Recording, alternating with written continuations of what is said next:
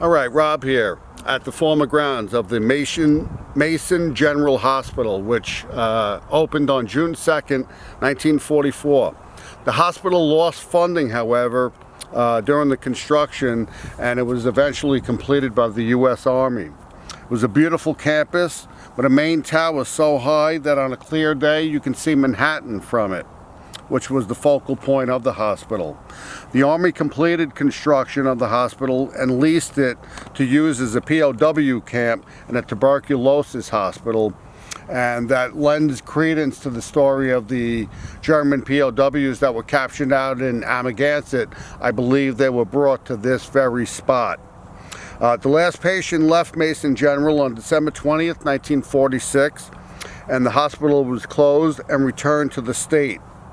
An enlightening film by John Huston was filmed here, Let There Be Light, to show how the transition of the vets were able to return back to civilian life after having suffered shell shock and the like during World War II. However different the symptoms, these things they have in common: unceasing fear and apprehension, a sense of impending disaster, a feeling of hopelessness and utter isolation. On the film's premiere, the film was confiscated by the Army due to the nature and the history of the film.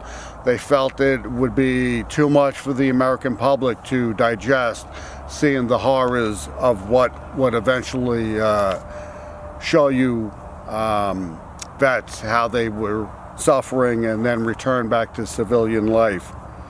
The movie was about curing soldiers who became a psychoneurotic disorder, and today we know that as PTSD, and that was the main focal point of the film, was to demonstrate how gentlemen were able to overcome such afflictions that they suffered during the horrors of war. Once the state owned the hospital, it was renamed to Edgewood State Hospital. Edgewood State Hospital finally closed in 1989. Actually, in 1989 is when it was demolished. The hospital actually was officially opened right up and through 1971. People who have entered Edgewood State Hospital after its closing described it as being frozen in time, as if the last inhabitants of the building simply just disappeared, leaving behind rooms, tools, wires, surgical equipment, gurneys, and the like. Even patients' records were still found. In the 1980s, it became more of an urban legend. The buildings were still upright, but they had fallen long to decay and abandonment. Vandals had knocked out all the windows and also covered a lot of the brick with graffiti.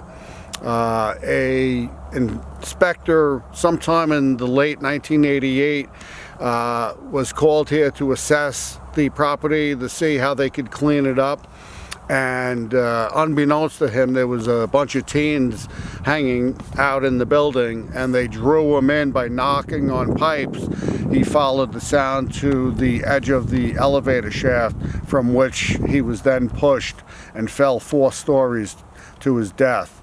That was the only casualty as the buildings were abandoned, but it presented a large, dangerous place for kids to come to, and the potential of danger always existed, certainly after the buildings were left onto their own.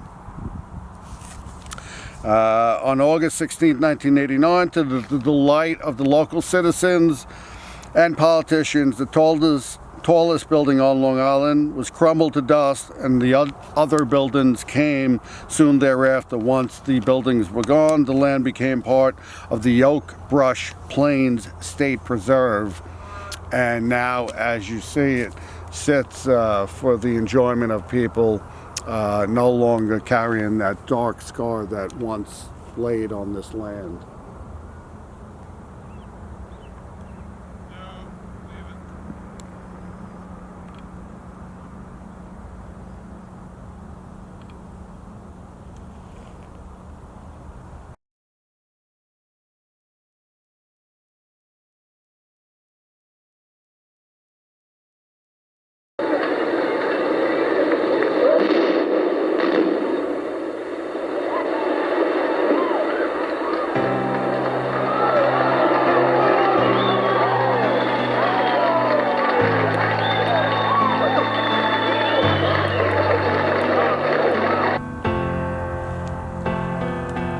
Alright, so Rob and Sean here at the Edgewood State Hospital, now known as a preserve, and we're just going to close up with saying how sorry we are for any of the people that did suffer on this land.